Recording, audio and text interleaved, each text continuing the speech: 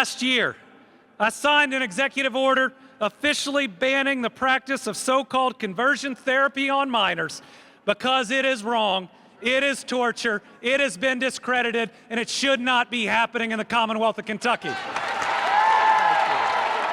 I just cannot speak strongly enough as a child psychologist about how dangerous this is for our youth.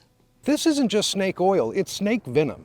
It's dangerous, and frankly, it's deadly. One of the things we know now from decades of scientific research is that conversion therapy hurts kids. I'm a licensed psychologist. I had a practice for 30 years in Louisville with children, so I'm very aware of the stresses and the risks that all kids have, but particularly kids who are LGBT. They often are in families that are not supportive of them. They often face discrimination and bullying and so forth. One of the biggest harms is this thing called conversion therapy, which is really not a therapy.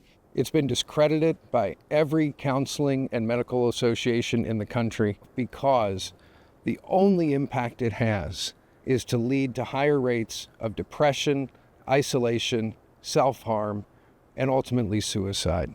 Kids who go through conversion therapy are twice as likely to attempt or commit suicide as LGBT kids who have not gone through conversion therapy. A really important piece to remember is that when you or your family or your kid walks into the office of a licensed mental health provider, that they have a trust in that provider that they're able to experience treatment that is ethical, that is not going to harm them. They use negative methods. They shame kids. They tell kids that God doesn't love them anymore.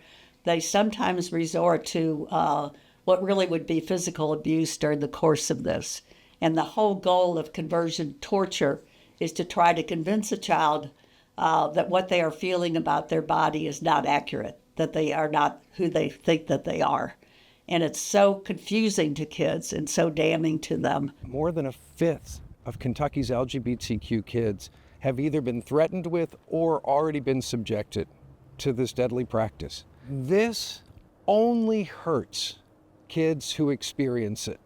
And under no circumstances should you ever be going to someone who calls themselves a healthcare professional who's going to engage in medical malpractice that's going to hurt your child.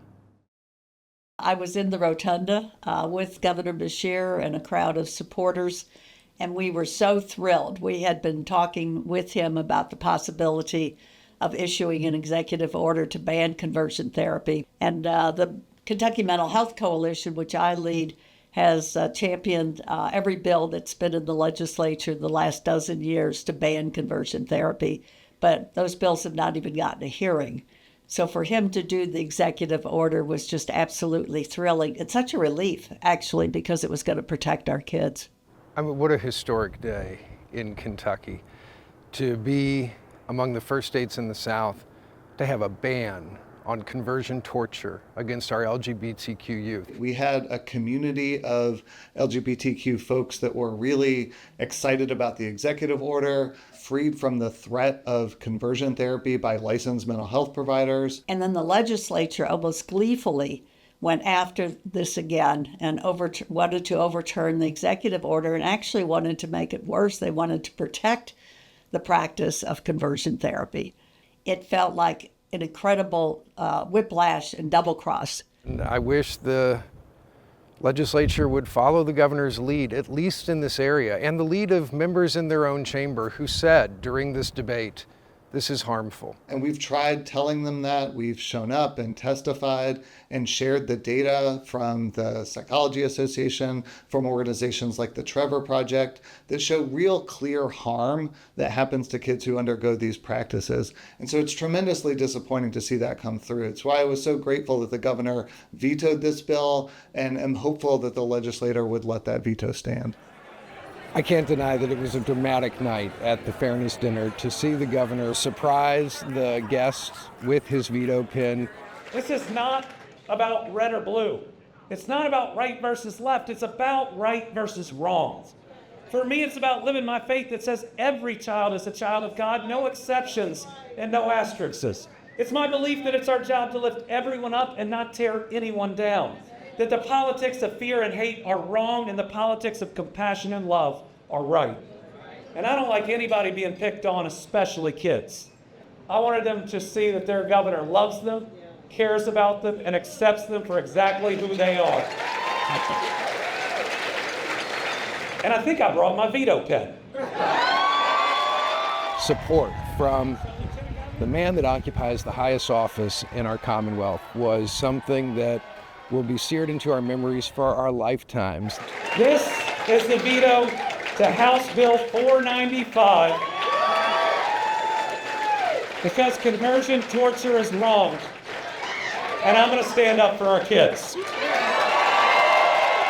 The energy in the room was electric, and coupled, unfortunately, with the reality that we know the legislature is likely to override the veto. And so, knowing that we've still got so much more work to do, but having the governor's support means more than I think he realizes.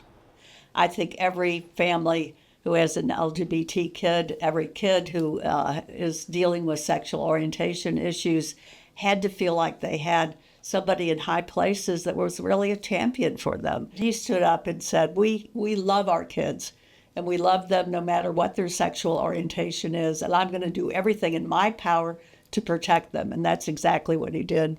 One of the things that we know about, kids who are struggling growing up is having adults around who show that they care about them, who tell them that they're valued, is tremendously helpful in their long-term mental health.